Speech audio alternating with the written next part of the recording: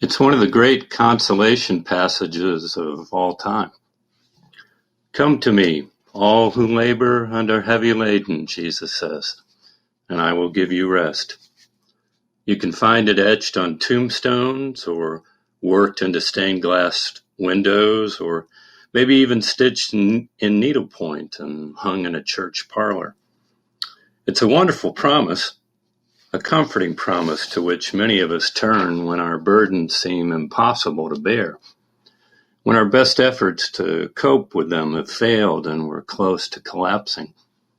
It's a promise that offers us the hope of help, the hope of a God who will lift the sweaty loads off our backs and replace them with a lighter yoke.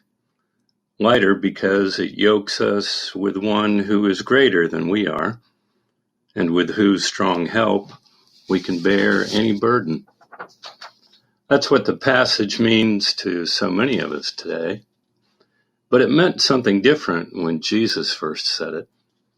He had just finished a preaching mission to several Galilean cities, where his welcome was less than warm.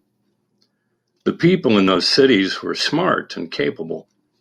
In spite of Roman occupation, both their local economies and their religious institutions were still working. They weren't looking for Jesus or anyone else, and whatever gifts he had hoped to give them, they declined to take. This mission was a failure, and in our text we hear Jesus' response to that failure. After hearing some powerful reproaches on those who didn't welcome him, Jesus thanks God for showing things to simple people that wise and understanding people cannot see. At least one reason why this is God's will, apparently, is so that no one gets human wisdom and understanding confused with divine revelation. Those who know God don't arrive at such knowledge by their own intelligence or efforts. They know God because God has chosen to be known. Then Jesus offers to lighten the load of all who are carrying heavy burdens, some of which have presumably been laid on the shoulders of the simple people by the wise and understanding ones. In the first century, this burden might have been literal, sticks and bricks, the increasing weight of Rome, or the more invisible load of any life's grief and fear. But since this is Matthew's gospel, it's likely that Jesus meant religious burdens as well. By the time Matthew sat down to write, the first Jewish revolt had failed, and the temple was in ruins. With the Sadducees out of business and the Zealots in full retreat, the Pharisees were the only religious party left standing, with the future of Judaism in their hands. This placed them on a collision course with Jesus' party, and in many ways, Matthew's gospel is a record of their struggle. In those days, the Jesus party was by far the smaller of the two. It was made up largely of simple people who were stung by the inhospitality of the wise and understanding people to whom they believed they belonged. Both parties shared the same Torah, the same prophets, the same devotion to the same God. Over 2 millennia later, with their separation official and their numbers reversed, it's easy to cast the struggle between them as one between Jews and Christians. But in Jesus' day, it was a struggle among his own people, no less bitter than those in Christian circles today. At issue were not only who had authority to speak for God, but also what those authorities said about the kind of yoke God placed on humankind. Then as now, some religious authorities proposed weightier requirements than others. So, Matthew's gospel isn't about a struggle between two different religious traditions. It's a struggle within one religious tradition over the requirements of faith. Thanks to Paul's writings and Martin Luther's interpretation of what Paul wrote, most Christians identify this struggle as one between works and grace. In traditional telling, Jesus offered his heavy-laden listeners a lighter yoke. He was offering them a religion of grace to replace the religion of works under which they were laboring. I have to confess with sorrow that I've preached that sermon myself, offering my faith community the high ground while denigrating the competition. My reading was not true on many levels. It wasn't historically true. It wasn't theologically true. It wasn't even humanly true. As best I can tell, the truth is that every human being who longs to know God lives with a tension between grace and works. On one hand, we long to believe that God comes to us as we are, utterly unimpressed by the tricks we do for God's love. On the other hand, we live in a world where those tricks have worked really well, so that it's next to impossible to give up believing them. Even now, in the middle of a pandemic, if we were to follow one another around for a day or two, we may discover what each of us believes, mostly by how we act. I may believe that I live by God's grace, but I tend to act like a scout collecting merit badges. I still have a list of things to do that's a mile long. And while there are a number of things on the list I can't do right now during COVID-19, and some of them are things I genuinely want to do, the majority of them are things I ought to do, or God will not love me anymore. I may believe that my life depends on God's grace, but a lot of the time I still act like it depends on me and how many good deeds I perform, as if every day were a talent show and God had nothing better to do than keep up with my score. And I know I'm far from the only one who acts like this. Human beings have a perverse way of turning Jesus's easy yoke back into a hard one again by driving ourselves to do more, and whipping ourselves to be more, when all God has ever asked is that we belong to God. That comes first. Everything else follows that. But we so often get the order reversed. We think there are all kinds of requirements to be met first, all kinds of rules to follow, all kinds of burdens to bear, so that we're not yet free to simply belong to God. We're still loaded down, whether it's by our jobs, our families, our other responsibilities. But what really wears us down is something deeper in us, something that keeps telling us we must do more, be better, try harder, and prove ourselves worthy, or we will never earn God's love. It's the most tiring work in the world, and it's never ever done. During my years in seminary, a friend of mine named Jan had a boyfriend who attended a church where there was a young man who had a syndrome that affects his cognitive abilities.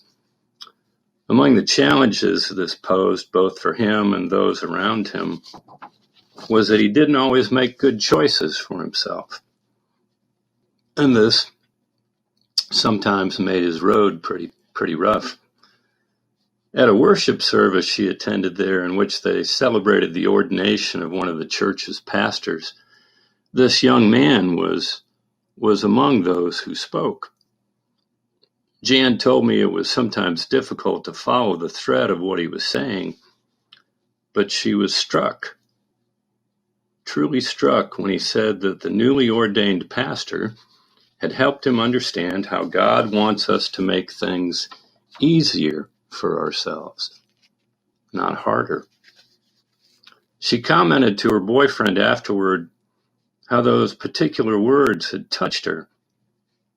Yeah, the boyfriend said, I've learned it's good to pay attention when he talks. That kind of stuff happens a lot with him.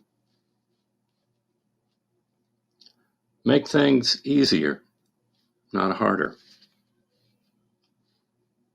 I'm a creature drawn to complication. Given the choice between making the way easy and making it difficult, I'll usually tilt toward difficult.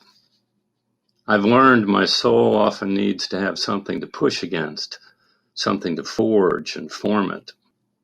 I feel kind of like Jacob sometimes. Occasionally I need a heated wrestling match with God, a struggle that will help me find a new name. There's a difference, though, between the complications and complexities that forge the soul and those that drain it. I can wax poetic about the holy disruptions that have deepened me, but there are times when I make the way difficult for myself because I've taken on too much, or because I'm avoiding something that needs attention, or because I'm giving too much energy to something that I don't need to be giving that energy to. I recognize that I'm capable of manufacturing my own complications rather than waiting for the ones that come around naturally. I found myself particularly chewing on the part in our text where Jesus says, "Come to me, all you that are weary and are carrying heavy burdens, and I will give you rest. Take my yoke upon you and learn from me, for I am gentle and humble in heart, and you will find rest for your souls. For my yoke is easy and my burden light." It's long been a challenge for me to buy the notion that Jesus' yoke is easy and his burden light. I've seen a lot of evidence that suggests the contrary. But I wonder if much of the difficulty and exhaustion that we experience in ourselves and that we witness in others comes because we are making our own way and making it difficult, rather than tending our connection with the one who wants to make the way for us and to work alongside with us. I wonder if perhaps what Christ meant is not that walking with him is uncomplicated, but rather that when we focus on our relationship with him, focus first on our relationship with him, the road opens before us with less resistance, less striving on our part. There are two basic kinds of yokes that can be used to bear burdens: single ones and shared ones.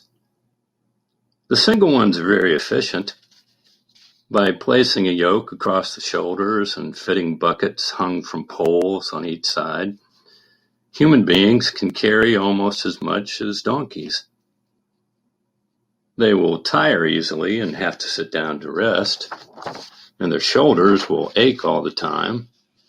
Their backs may even give out, but still it's possible to move great loads from one place to another using a single person under a single yoke. A shared yoke works quite differently. It requires twice as many creatures for one thing. But if they're a well-matched pair, they can work all day long, because under a shared yoke, one can rest a while the other pulls. They can take turns bearing the brunt of the load, They can cover for each other without ever laying their burden down, because their yoke is a shared one. They have company all day long, and when the day is done, both may be tired, but neither is exhausted, because they're a team. Plenty of us labor under the illusion that our yokes are single ones, that we have to go it alone, that the only way to please God is to load ourselves down with heavy requirements, good deeds, pure thoughts, blameless lives, perfect obedience. All those rules we make and break and make and break again. While all the time, Jesus is standing right there in front of us, half of a shared yoke across his own shoulders, the other half wide open, waiting for us. A yoke that requires no more than that we step into it and become a part of a team. 2020 has been the year from hell, and it certainly has made it easier and more tempting to consider what we might each be able to do and be on our own. We'll just go on ahead and do it alone. Who cares? We're tired of waiting, whether it be because we don't want to wait around any longer for things to go back to normal, or we're tired of social distancing, wearing a mask, being told to wear a mask, or we think we don't need anyone else's help, or we don't want to look weak and dependent by asking others for help, or we don't give a damn about anybody else, be it their health, or whether they're being discriminated against, or they're being killed because of the color of their skin, or whether they've got a job or a place to live or food to eat. We'll just go it alone, take care of ourselves. Give me your tired, your poor, your huddled masses yearning to be free, the wretched refuse of your teeming shore. Send these, the homeless tempest-tossed, to me. I lift my torch beside the golden door. It's not great poetry, perhaps. Lots of cynical words could be spoken about how the golden door that the goddess of liberty lights with her torch turned out for many to be the door to a wretchedness greater than any they had left behind on the shores of their homelands. But the old words still have power in them to move us and touch us close to where we live, if we let them. They are words about us. Whether our forebears came to this country on the Mayflower, or a New England slave ship, or a 19th century clipper, or in a jet, or through the desert walking across the Mexican border. Those huddled masses are a part of all of us, both as individuals and as a people. They are our fathers and mothers, our common past. They are our past, but they are also ourselves. In countless ways, it's all of us who are the homeless and tempest-tossed, waiting on our own Ellis Islands for the great promise to be kept. The great promise to be kept of a new world, a new life, which we haven't found yet. We are the ones who yearn to breathe free. We stand not merely like them, but with them beside the golden door. To read the story of our forebears on the base of the old statue is to read our own story, a story that reminds us we are only truly free when we understand that we are linked together, not alone, but together.